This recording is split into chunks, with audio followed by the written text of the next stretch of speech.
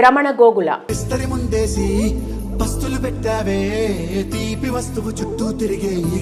టాలీవుడ్ సంగీత దర్శకుల్లో ప్రత్యేకత చాటుకుంటూ తనకంటూ సొంత ఇమేజ్ సంపాదించుకోగలిగారు music director, singer Ramana Gogula. ఈయన సంగీతం కానీ గాత్రం కానీ తెలుగు ప్రేక్షకులు, ఆయన అభిమానులు వినక చాలా రోజులైంది.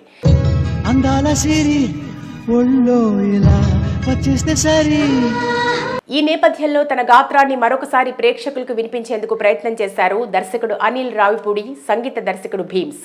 వీరి నుండి వస్తున్న కొత్త చిత్రం సంక్రాంతికి వస్తున్నాంలో రమణ గోగుల చేత పాట పాడించి సక్సెస్ అయ్యారు.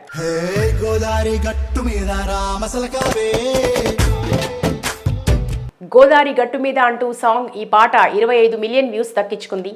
రమణ గోగులకు మంచి కంబ్యాక్ పాటగా నిలిచింది. ఈ సందర్భంగా రమణ గోగుల తన మునుపటి ఉత్సాహాన్ని చూపెడుతూ ప్రముఖ పత్రికా విలేకరులతో వ్యక్తిగత విషయాల గురించి పంచుకున్నారు. ఈ సందర్భంగా రమణ గోగుల మాట్లాడుతూ, ఇప్పటి వరకు వచ్చిన సినిమాల్లో తన సినిమాల్లోని పాటలే పాడాను తప్ప ఇదివరకు వేరే ఎవరి సంగీతంలోనూ పాడలేదని అన్నారు. దర్శకుడు అనిల్ రావిపూడి, సంగీత దర్శకుడు భీమ్స్ మంచి వ్యక్తులు. వాళ్ళు ఫోన్ చేసి ఈ పాట గురించి చెప్పారు. కథానాయకుడు వెంకటేష్ నాకు మంచి స్నేహితుడు.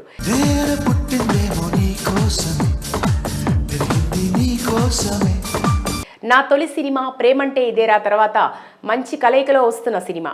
అందరూ మంచి వ్యక్తులే కావడంతో బాణీ పంపించమని అడిగా. చాలా బాగా నచ్చింది. భాస్కర భట్ల రాసిన విధానం కూడా నచ్చింది. ఈ పాట పాడేటప్పుడు నాకు సృజనాత్మకత, స్వేచ్ఛ దొరికింది. మధుప్రియ కూడా నా వాయిస్కి తగ్గట్టుగా పక్కా బ్యాలెన్స్ చేస్తూ పాడింది. పాటకు వస్తున్న స్పందన చాలా తృప్తినిచ్చిందని తెలిపారు.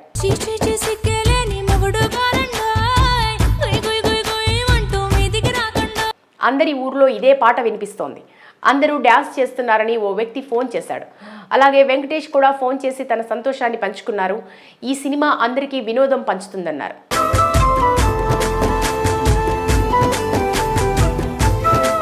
ఇక తన వ్యక్తిగత జీవితాన్ని అమెరికాలో గడుపుతున్నానని, తనకు సాంకేతికత అంటే ఇష్టం అన్నారు.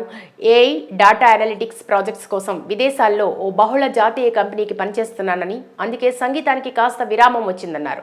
అయితే తన పాటని అభిమానించే వాళ్ళు, మళ్ళీ నేనెప్పుడు పాడతానా అని ఎదురు చూసే వాళ్ళు ఉన్నారని తనకు తెలుసన్నారు.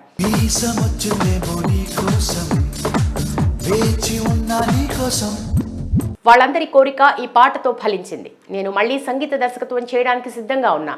దానికి అన్నీ కుదరాలి. ఇప్పుడున్న సంగీత దర్శకులంతా మంచి పనితీరును కనబరుస్తున్నారు. పాటలు చాలా బాగుంటున్నాయి. అయినా సరే ఓ కొత్త రకమైన సంగీతాన్ని చేరుకోవడంలో ఓ చిన్న గ్యాప్ ఉందనే విషయం అర్థమవుతోంది. ఆ గ్యాప్ని భర్తీ చేయడంలో భాగంగా నా దగ్గర కొన్ని వినూత్నమైన ఆలోచనలు ఉన్నాయి.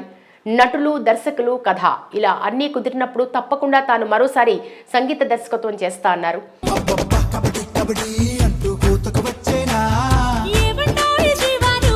సంగీతంలో ఎన్నో మార్పులు వచ్చాయి. అన్నిటినీ గమనిస్తూ వచ్చా.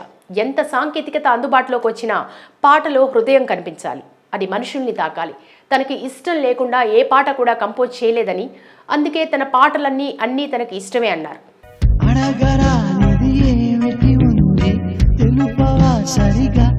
తన సంగీత ప్రయాణంలో పవన్ కళ్యాణ్ ప్రయాణం ప్రత్యేకం. ఆయన సృజనాత్మక ఆలోచనలున్న వ్యక్తి.